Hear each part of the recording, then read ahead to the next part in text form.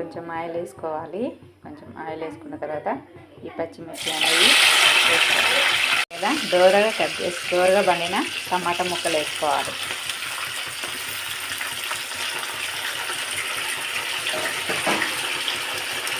వేస్తే నెయ్యి కూడా బాగా మగ్గించుకోవాలి.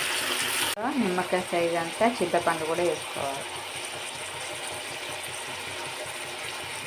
కొంచెం మగ్గిపోయినాయి కదా.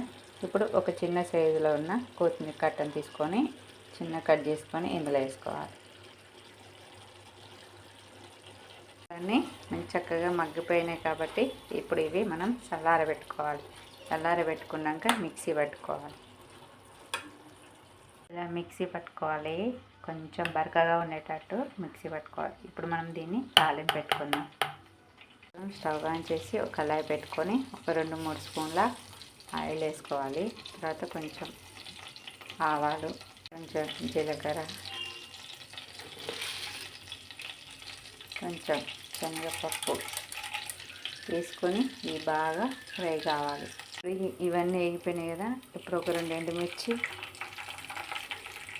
కచ్చాపిచ్చ దంచిన వెల్లిపాయలు, కొంచెం కరివేపాకు, కొంచెం పసుపు, మిక్సీ పట్టుకున్న చట్నీ, రుచికి తగ్గినట్టు సాల్ట్ వేసుకొని పెట్టుకోవాలి.